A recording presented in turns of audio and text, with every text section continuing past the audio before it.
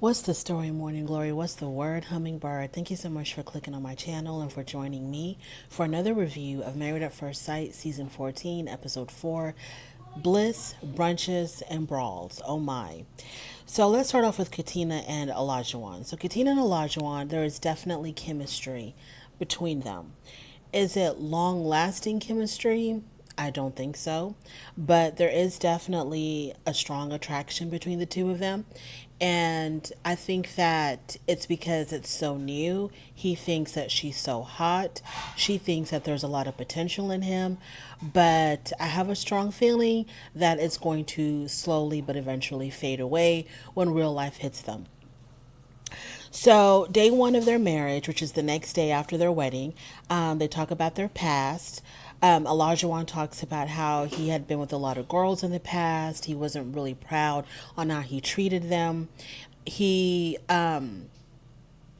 seems like he was, a real player, a real heartbreaker. He had a huge disregard for women's feelings. He was probably stringing a whole bunch of people along, playing with their emotions, all of that. Katina says that she was known as the party girl, partying until the wee hours of the morning, and she said that she also admitted to having an F buddy, which I'm like, why would you admit to that? I mean, that's not that big of a deal. That's not that important. But she did. And he was like, that's cool. We all have a past. So Olajuwon meets with Katina's friends, and he says that he needs to work on his cuddle game. When he meets with them, they meet for breakfast. He sits down. First of all, he showed up in a tank top and I think some shorts. So I thought that he wasn't really dressed appropriately for the occasion. You are still trying to make an impression on her people.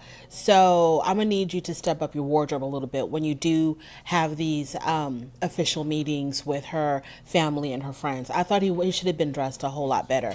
He looked like he just came from the gym or he just came from waking up. Like he wasn't gonna put a lot of thought in his appearance, which translates to he wasn't gonna put a lot of thought into this meeting. So he sits down. He actually just plops down in the chair. And he said the first thing he says that he needs to work on his cuddle game because it's been years since he cuddled with a woman, which makes me think that he was one of those guys that would just hit it and quit it, hit it and split. He wouldn't even stay long enough to cuddle or stay the night. He would just hit it and go. So the friends asked if they consummated their marriage, and he said no, but she does have nice lips. Now, when he said that, I thought that the timing of that was kind of off because it was right after they asked if they had consummated the marriage, and he's like, no, but she's got nice lips, as if her lips were doing something else other than just kissing him. So she has a male friend there. I didn't write down his name, but she has a male friend there. And the male friend questioned Olajuwon's motives and for going through, like, really questioning why Olajuwon wanted to go through this process because he's young, he's decent looking. Like, why would you go through this process to hurry up and get married? You don't have a problem getting women. Like, why would you need this process? And Olajuwon says that he's here for the right reasons, that he's not a bad-looking guy. He doesn't struggle in the women's department, but he wanted to try something new. And that was the absolutely wrong answer to give. So the friend responds by saying, okay, something new sounds temporary. Like you're just trying to experiment with something new. That sounds temporary. This is a marriage. This is a lifelong commitment. So a marriage is final. It's not just trying something new. This is like a final thing in your life. And the male friend in his confessional said that he had a big problem with Olajuwon's BS answers, and it seems like he's only there to blow up and he's only there for attention. And I kind of have to agree. I kind of have to agree with that because, like, I don't understand why he would be there. If all you've been was a player, then why don't you just stop playing around and find a girl and be serious with her? Why do you have to go through this show to do that if you're really serious about getting married? So Katina meets with someone that they call Olajuwon's second mother. I don't know if this is like a sister-in-law or an aunt or who this woman is, but she considers herself Olajuwon's second mother. And she said that Olajuwon told her that he used to treat women, not so good. And the second mother says, well, at least he was honest with you.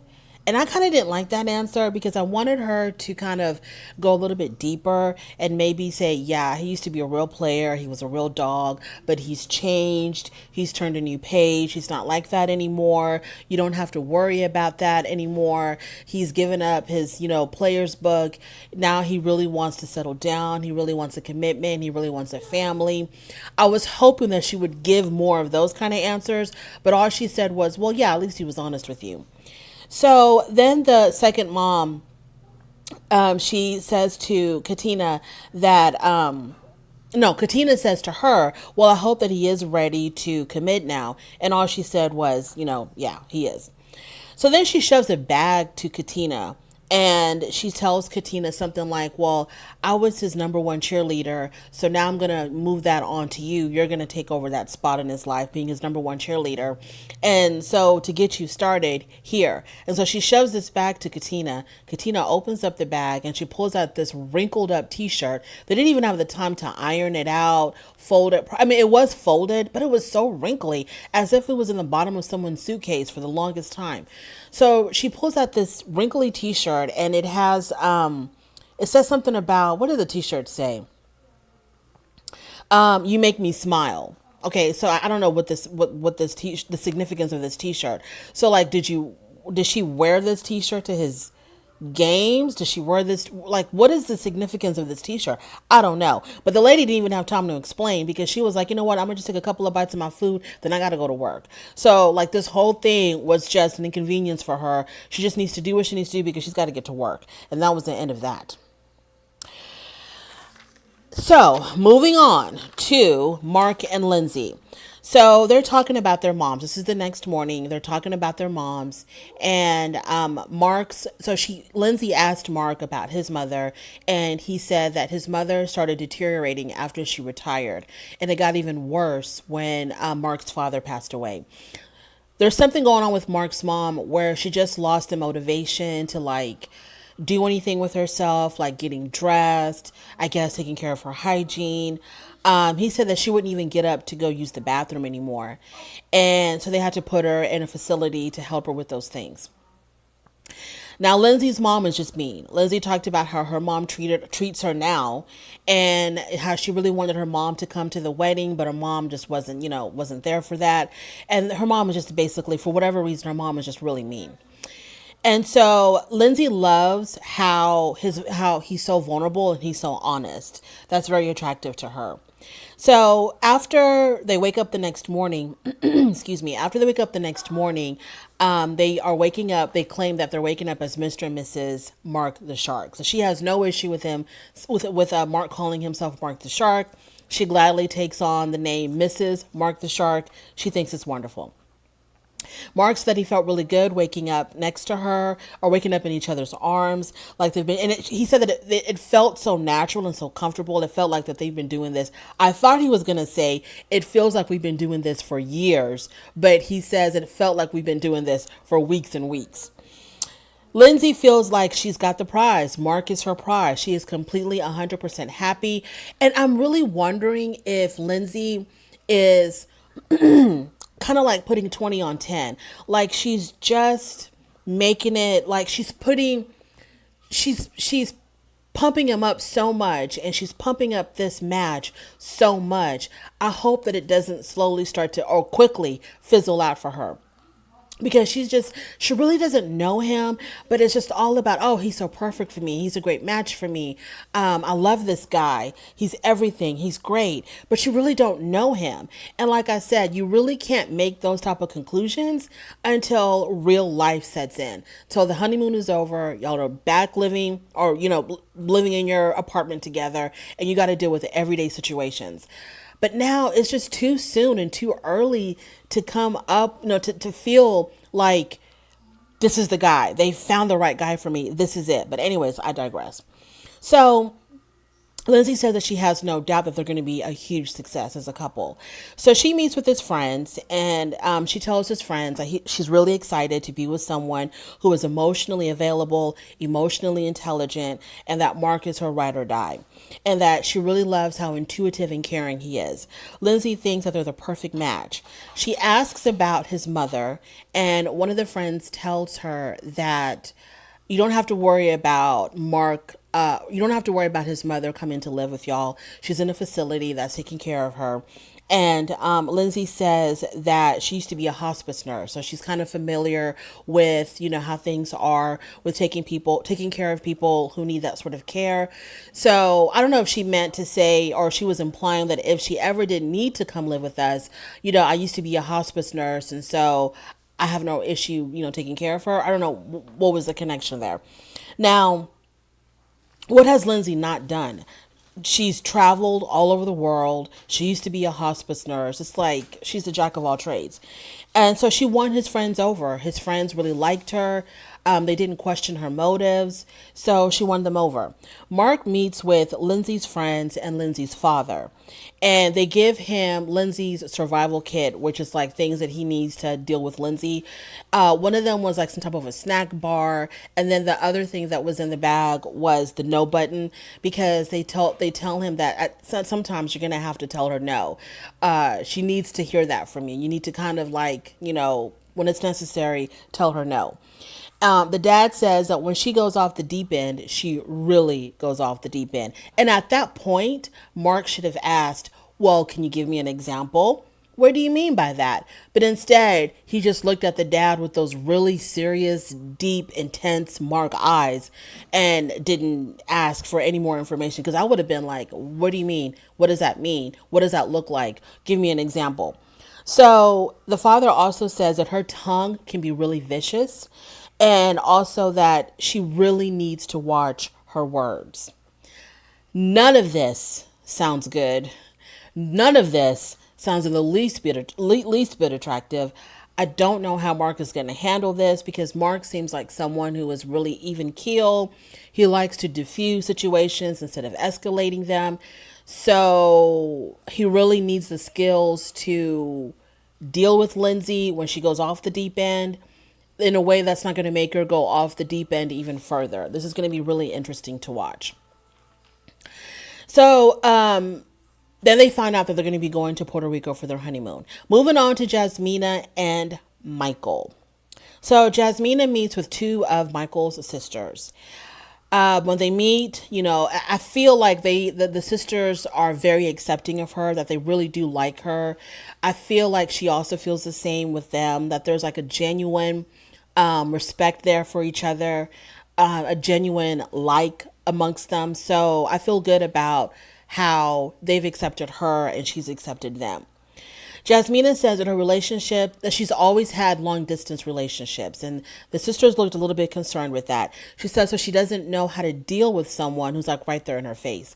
And my question is, why have you always had long distance relationships? So you've never dated anyone in your town at all? All of your relationships have been long distance? That's strange. It seems like she's probably like really into the dating apps, and she's always meeting people on her dating apps that live out of state or far away or something. That's just strange to me, that she's never had a face-to-face relationship. And she tells the sister that she really wants this to work. So I'm hoping that they do feel comfortable, that she really is there for their brother, and she really does like him, because she said that she really wants it to work. Mike meets with Jasmina's mom and sisters. Mike said that he has no example of a successful marriage. His own parents were never married. The sisters, he says he was raised by his sisters, his mom and his aunt. So he has an understanding of how to treat women, how to care for women. And to me, I feel like that's not necessarily true. I kind of feel like if you are like the youngest boy or the only boy amongst a family full of women, they tend to really spoil you. And then when you go out there in the dating world, you expect to still be spoiled. That's what I feel like. And then when you're not treated, when the woman in your life doesn't treat you like your sisters and your mothers, who just, put you up way up there with the stars and the moon, then you start, acting up. So I don't necessarily think just because he was raised by women and surrounded by women that he knows how to treat women. I think he knows how he wants to be treated by women because of all these women in his life. But we shall see. So Jasmina's mom tells him that, it's a good and a bad thing that he hasn't seen a successful marriage, because he does have an idea of what a successful marriage should be, but he's never seen it in motion. And Mike says that he felt like his mother-in-law looked absolutely terrified about this whole process. The mother is very protective of Jasmina, as is the stepfather. So, and yes, the mother looked worried. The mother had a look on her face like she was really worried about her baby getting hurt by this man. So, what can you do? Just pray for the best. And it is what it is.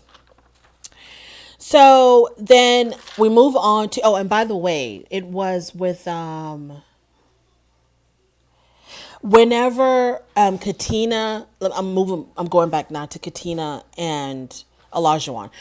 After they met each other's families, they had a one-on-one with each other. And Elijah Wan told Katina that he didn't like how her male friend came off. And he was like, he said, if he don't rock with me, then he don't rock with me. Kind of like he's writing him off. And I was kind of worried on how Elijah Wan kind of felt like he was being challenged by this male friend, how he got really defensive with the male friend. So that was a little bit concerning, and that kind of shows some immaturity in Elijah Wan. It was almost as if he felt like this guy saw right through his game and was calling him on his BS. And he didn't like that. That's what it was like to me. Okay, put that to the side. Moving on, back to Jasmina and Michael. I didn't talk about Jasmina and Michael's one-on-one because they did have a meeting one-on-one, and I didn't talk about that. I didn't write that down, so I don't remember what happened with that. Moving on to Noy and Stephen. So Stephen once again talks about how he's really attracted to Noy, and they had a good night. They woke up the next morning, had a good breakfast. Stephen says there was a lot of chemistry between the two of them. Noy meets with Steve's parents, and they talk about Noy's her traditional, I think his father, Stephen's father, asked about Noy's traditional, I think it was like a wedding dress, because she changed from her American wedding gown to her Laotian wedding outfit. So Stephen's father asked about that, and she said what it was. And she said that when she gave Steve the sash to wear and he accepted it, it really meant a lot to her. And she started crying when she was talking to his family. Then she started crying because she saw it like as a sign of him accepting her and her culture or something like that. So then the conversation goes to Steve's joblessness. And the father, Steve's own father, he was not mincing any words when he told Noy, Steve is a vagabond. All he really wants to do is just travel. So how do you feel if it doesn't work out? And Noy said that she'll be devastated if it doesn't work out, because she really wants it to work out.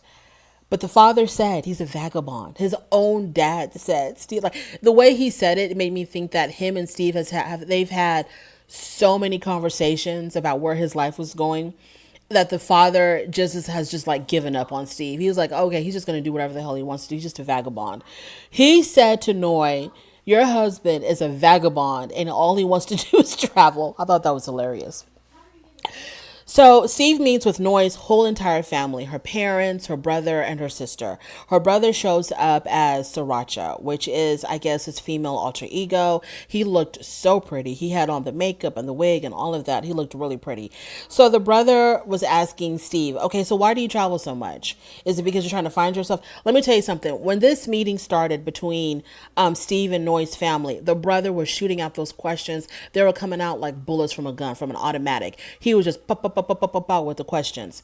So the brother was like, so why do you travel so much? You're trying to find yourself? And Steve says, no, it's not really about me finding myself. I'm just really trying to reconnect with myself so I can refresh for the next chapter or the next venture of my life. Sounds like someone, like a typical unemployed person. They give you these flowery deep answers for something that's so simple. I just don't want to work. I've got the money. I've got the means. So I'm just, running around. So Steve says that they talk about his unemployment status. And Steve, I think they asked him, well, you're doing a lot of freelance work. Are you ever going to do anything more permanent? And he says that freelance is better suited for him. Okay, that's fine. There's nothing wrong with freelance work if it's paying the bills. And the bulk of the financial responsibility is not on your wife. So if you are doing freelance work, more power to you. As long as the money is consistent, it is coming in, it's coming in enough. And at least it's 50-50 between you and Noy as far as financial responsibilities. Steve said that he's not rushing to have kids, which is concerning because I got the impression that Noy was sort of like in a rush to have children. So he says that he's not rushing to have kids. And I'm like, okay, yeah, we get it. You can't really afford them. So obviously you're not rushing to have them.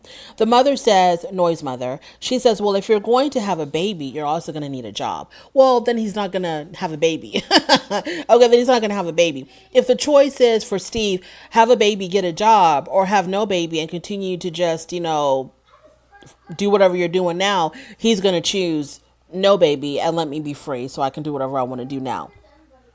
So then Noy and Steve, they meet up one-on-one together to go over what the family said. And Noy said, well, your dad said that you're in between jobs. So like, what's the plan? And Steve says, well, that's a conversation that we're going to have later on. And, what else did he say? He said that they need to talk about that more of where they're going to be. And this is what I thought was very interesting. He says, we need to have a conversation about, where we're going to be and if or when I'm going to commit to a full-time job. So you got to like that, Steve? You're saying if or when you're going to commit to a full-time job. Either your freelance work is paying buku money, or you're living in some alternate reality where you feel like you don't have to have the responsibility of a job like the rest of us mere mortals and your wife. Nobody works because they want to, because they love doing it. Yes, there's a good chunk of the population that really do love their jobs and would want to do nothing else. But a lot of people, you might have a job that you love, but you got that job because you had to get a job and you ended up getting a job that you loved. But for the majority of people, the day-to-day grind is not something that they just jump out of bed and they just can't wait to do every day. They do it because they have to, because they have families to take care of, bills that need to be paid. They want to keep a roof over their head and food in their belly. So they have to go out there and they have to work. They may love it, they may not love it, but it has to get done. So I don't understand, Steve, how you are like one in a gazillion of humans that are running around on this earth where you're just like, the idea of whether or not to commit to a full-time job. Well, yeah, we'll talk about that later. How? Where do they do that at? So Noy says in her confessional, she says that I'm serious about having children and I need a partner that's financially stable. Hopefully, Steve will step up, that at some point he's going to realize, you know what? Yeah, I'm going to need to get a job that's like more consistent than freelance. Hopefully at some point before decision day, he's going to come to that realization.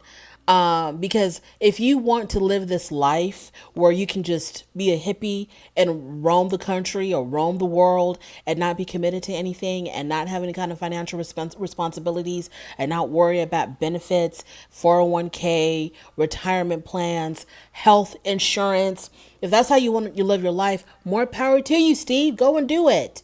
It's your world. Do it. But you can't do that and have a wife who's expecting to have a family, who's expecting you to step up to the plate in some financial way. Moving on. Alyssa and Chris. So, Lord have mercy. Alyssa. She is going to work my ever-loving nerve.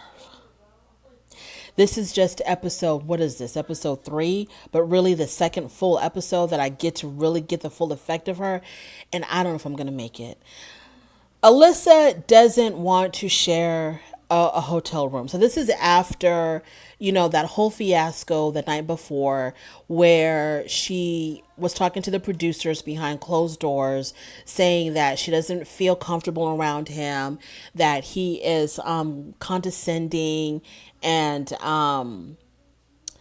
whatever dumbness his friends said. I mean, I'm just so mad at his dumb friends for saying what they said, because she took that and she ran with it.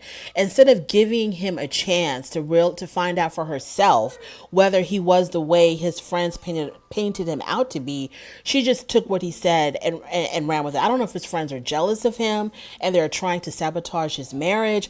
I don't know what the hell is going on with this groomsmen, but they're the ones that really set because she was already teetering. She was already sort of like not fully invested in this at all once she saw those teeth of his. So then his friends come in and they just shoved her over the edge to her not really feeling any of this now. So this is when, she was telling the producers that she didn't want to be around him. She didn't feel safe. Not necessarily safe, but she just wasn't feeling him. And so she doesn't want to share a room with him. So when she came back out, because he was waiting for her in the lobby, trying to figure out, what happened to her, what's taking her so long to come out. Then she comes out into the lobby and she tells him that, some things that transpired that have her very concerned, and some things were said that she doesn't feel comfortable with. And he wanted her to talk about it and say, okay, what was said? Who said it? She said she didn't want to talk about it. She wanted to sleep on it. So he was completely in the dark.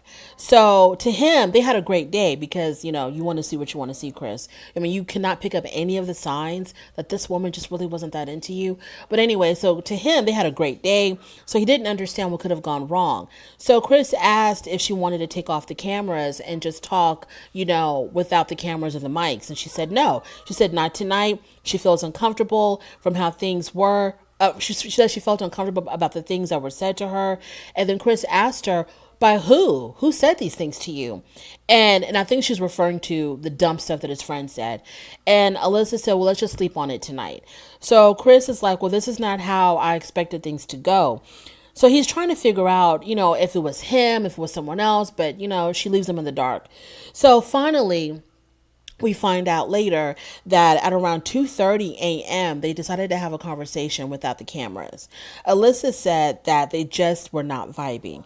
Alyssa comes to Chris's room to talk. This is, the next morning. She comes to his room to talk, and they have a conversation. And then she says that they have nothing in common. Flashback. So so they're sitting down having this conversation, and she's like, look, we just don't have anything in common. So then TLC gives us a flashback of her talking about how she has to have a man with perfect teeth. And then they do that close up of his mouth when he was standing on the altar. And also, the stuff that his friends had said is not sitting right with her.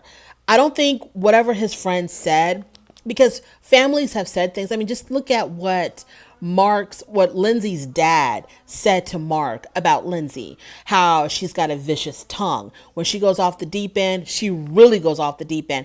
All of these things are some very scary things to say about Lindsay, but it's not deterring Mark. So I don't understand why she's letting what his friends say, solidifies in her mind, okay, he's just not the guy for me and I don't want this. So I don't think it has anything to do with what his friend said. I think she's just trying to find any excuse to not be with this man. Either number one, she was completely turned off by his teeth. That was like a deal breaker for her. Or number two, she is just not attracted to him overall. And because he's not what she expected, what she wanted, or because she's not getting the fireworks and the butterflies or whatever when she sees him, she wants to call it quits because she wants what she wants and how she wants it. And Chris is not it for her. So I'm more leaning towards the fact that she just is not attracted to him. He's not what she envisioned of the man and I'm like, so what are you doing on this show? Because you know what the show is about. You're not going to get what you want.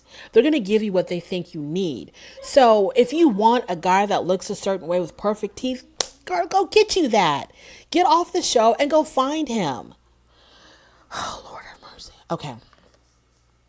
So Alyssa says that she moves at a very slow pace. So from here on out, she's always going to be saying things that she's hoping he's going to take and want to call it quits. because I think that she wants to push him to the point where he is going to want to leave, and she won't have to do that, because I think she's concerned about how she's coming off to people, and she doesn't want to appear like she's just this really cold, hard, insensitive, you know what. So she says that she moves at a very slow pace. And he's like, okay, that's fine. I don't know if she expected him to say, well, that's unacceptable. We got to move, at 1,000 miles a minute. But he was like, that's cool if you move at a slow pace. I'll move at a slow pace with you. And he says that, he's going to let her take the lead. However she wants to go, he's going to follow. So he's willing to do whatever it takes to make her feel comfortable. Chris meets with her mom and friend. When he meets with her mom and her friend, Chris says that Alyssa thinks we're not compatible. Straight off the bat, he told them, Alyssa thinks that we're not compatible and she just wants to be friends. Now, I never heard her say that, but this must have been part of their 2:30 a.m. conversation. The mom looked actually surprised. And I'm like, girl, seriously? Are you really surprised that your daughter is acting like this? You didn't know your daughter was a brat, a spoiled brat. You had no idea. So the mother was like, what? And so the friend, she knew the what's up. So the mother looks really surprised. And then the mom says, well, I think you're great. I think you're a wonderful guy. And then the friend says that she's always been very particular with guys. Maybe you can win her over during the honeymoon. Like, why are y'all giving this man false hope? And y'all know damn well what kind of woman Alyssa is and what she will and will not accept, especially you, best friend. Lord have mercy. So the mom says, Chris is who Alyssa really needs, which is probably true. But Alyssa is not open to that. She's not at that point to trust the process.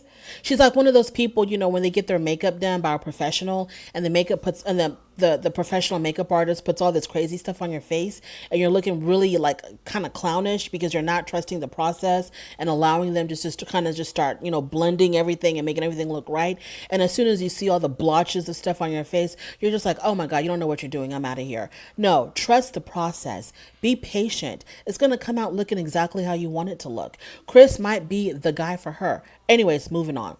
So Alyssa meets with Chris's mom, his friend, and his sister. And the mom says, well, from what I can see, they did a pretty good job in matching y'all. And of course, Alyssa has that look on her face like, it's just taking everything out of her to not cuss them out. So Chris is definitely in real estate. And the friend said that, Chris is, I know now that for sure he's in real estate. And Alyssa says that she doesn't feel comfortable telling the family what happened the night before. Right, because you're going to look crazy in front of them. If she would tell his family how she acted, they would look at her like, you need to be committed. There's something wrong with you. The friend says that Chris works a lot. He's always on his phone. He's a real estate agent. He's always, scoping around for property. And Alyssa is going to take that and turn it into a negative. So here you have on one hand, Noy, whose husband doesn't work. And she's like terrified of that. And then on the other hand, you have Alyssa, whose husband not only works, but works a lot, probably makes a really good living. And she's not happy with that. So in her confessional, Alyssa says that Chris doesn't have a good work-life balance. How do you know that? Just because the friend said he works a lot, you're automatically assuming that he doesn't have a good work-life balance. You've never lived with the man. You've never dated him. You've only spent like a few hours with him up until now. How do you know that? How do you know what he's willing or not willing to sacrifice for his wife? He might be willing to cut back on the work hours to spend more time with you. You don't know that. So she's trying so hard to convince herself that Chris is not the right guy for her. But I think she also wants everyone else to see Chris the way she sees him, so that she doesn't come off looking mean and heartless. So Chris asked how she felt about, so then they found out about the honeymoon trip, and she asked him, how do you feel about the honeymoon trip? Are you willing to still do this? And Alyssa said that she's excited to spend time with the other couples and getting to know the other couples better. She said nothing about, yes, it's fine, I'm excited, maybe we can, spend more time together. We can kind of see how this is all going to work out with us. No, she's more concerned about socializing with the other couples who are going to be coupled up. Ain't none of them going to have time for you, girl. They're trying to get their relationships and their marriages started. No one wants to entertain the single married friend who doesn't know what the hell she wants and why she's on this show. So she turned down all of his suggestions because he said that he wanted to do all kinds of outdoor activities. And she was like, yeah, I don't want to do any of that stuff. I just want to lay on the beach. And he says, okay, that's fine. We can lay on the beach. So then she takes that and turns that into a negative because in her confessional, she's like, he's just going to yes me to death. Everything I want, he's going to agree with it. And the problem is what? So he says, if you don't want to do all these activities, I'll lay on the beach with you. No problem. No big deal. Whatever you want is fine. She turned that into a negative. But if he would have said, no, well, let's try out. Let's do some stuff. Let's be active. Let's go out and do stuff. And she didn't even want to go to the stores and buy souvenirs. She didn't even want to do that. Like who goes on vacation doesn't even want to go to the shops. Even the most laziest vacationer is willing to go to the store and pick up a couple of souvenirs. Oh my God. I really want to tell Chris to run, but so now the honeymoon, okay, the honeymoon has started. Everyone's going to be going to Puerto Rico. So this is where things got confusing for me because the show is so long. So when we get to when we're like 2 hours and 30 or an hour and 30 minutes in, it's like I kind of start, fading out. So when they are on their trip to Puerto Rico, on the airplane, there was some type of an incident between Lindsay and Olajuwon. I couldn't get the full story. I didn't really know what happened, about exactly what happened on the airplane. According to Lindsay, something happened. I don't know, what did she say? I gotta really look at these notes here. According to Lindsay, they were laughing, having a good time on the plane. And then Olajuwon got a little bit aggressive with her about fighting or something. And then she joked around and said, oh, so you want to fight me? And I don't know what happened, but somewhere along the way, Lindsay got really triggered by his aggressiveness and it took her to a really dark spot. But she liked how Mark really stood by her side and was there to defend her and protect her. But also at the same time, when everybody was getting on the bus, I think they had already arrived in Puerto Rico and they were getting on the bus that's going to take them to the hotels. But Lindsay and Mark they were not part of the group. And the producers came on the bus and said, Lindsay and Mark are not going to be joining y'all on the bus. And the producer wanted to know what happened. So Olajuwon says that at some point, I don't know where, if they were in the airport or on the plane, but at some point, Lindsay approached Olajuwon and Katina and asked if they spoke Spanish. And Olajuwon said very, very little. And then Lindsay says, well, when you get to Puerto Rico, you have to show respect to the people there and speak in their native tongue or something to that effect. And then Olajuwon got mad because Olajuwon looks like he's got a temper. So Olajuwon got upset and he was like, I'm going to speak the language I feel comfortable speaking. And as he's explaining this to the producers, he's saying that no one's going to tell another adult what to do. She's not going to come and tell me what language to speak in Puerto Rico. I'm going to do what I damn well please. So that completely rubbed Olajuwon the wrong way. And then Katina, she was also very much not Team Lindsay. So yeah, so that whole incident was happening when they were all when all the couples got together to have drinks and stuff on the beach. Lindsay and Mark were not there. So Olajuwon was talking about how, he just really wants to have a good time and no drama, whatever. All of a sudden, Mark the Shark shows up and and as soon as he showed up, Olajuwon stood up and greeted him and hugged him. And he was like, you know what, I'm sorry how things went. I just want us to have a good time. There's no hard feelings. So he's really trying to reconnect again with Mark. And Mark had said, well, what if she came down and apologized? And Olajuwon says it's really not necessary for her to do that. Katina was like, I want nothing to do with her. I want to stay as far away from her as possible because her attitude, her personality is just too much for me to handle. So Mark was like, okay, whatever, understood. So They all toast. They all make a toast to forgiveness. And Mark asked if they okay. And so yeah, so that it seems like that beef is squashed. But Lindsay never came down. Now let's talk about Alyssa and Chris. So they're at the honeymoon. They're in Puerto Rico, and when all the couples are together, they're on the beach. They just arrived. There's no interaction between Alyssa and Chris. And the other couples are noticing and they're like, what's going on here? But they're not saying anything because it's none of their business. But everyone is noticing that there is some serious tension between Alyssa and Chris. When Alyssa and Chris go back to their hotel room, when they go back to their hotel room, they are in the same room. They're in a room together, but the room has a double bed. So they're outside on the patio talking, and they're talking about their issues. And Chris doesn't know. He's so confused. The poor guy. He doesn't know if he should try, if he should not try. He doesn't know which direction to go. So Chris is asking, does she feel comfortable staying in the same room with him? And Alyssa said no. So he's like, okay, how are we ever going to work on our issues if we're never even around each other or spending time together? Because she doesn't want to be around him when they're out there socializing. She doesn't want to share a room with him. So how are they supposed to work on anything? So she says to him that they are completely different people. They have nothing in common. They have completely different core values and beliefs. Like, really? Core values? You have drastically different core values? Okay. So Chris said that she's never given it a chance. She said that's not true. And she's like, so you're saying that I'm lying? Because he says, you haven't put in any effort. And she says, yes, I have. And he says, no, you haven't. And then she says, so you think I'm lying when I say that I've been giving it a chance? He's like, yes, I think you're lying when you say that. So then she storms off back into the room because they were talking on the balcony. So she storms off back into the room and she's like, I'm not going to sit here and let someone call me a liar when I'm not lying. But you are lying because you haven't given it a chance because you're always running away from this man. So Chris says in his confessional that he thinks that she's gaslighting him, and she is, because she's making it seem like he's a crazy one. And then Alyssa also said, because they're back in the room again and they're talking on the couch, and Alyssa says that she didn't think it was cool for him to tell her mother and her friend what went down between them.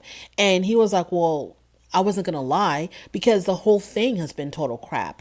So when they're asking him, how are things going, other than what they saw with their own eyes at the wedding, they want to know what's going on between them. So why would he say everything is going great when it's all gone to hell? So he's like, yeah, I told your mom and your friend the truth about what's going on between us. And she didn't like that. So I don't know what this man's going to do. I don't know what this man's going to do. I think the bottom line, Chris, she doesn't like your teeth. If you have better teeth, which can be fixed, and she should probably just tell him, your teeth are like a real turn off. Then he can just get them fixed. And then he can, I don't know. I don't know. I really don't know. I don't know what to say about this woman. I don't know. Okay, so Jasmina and Michael had a small little disagreement.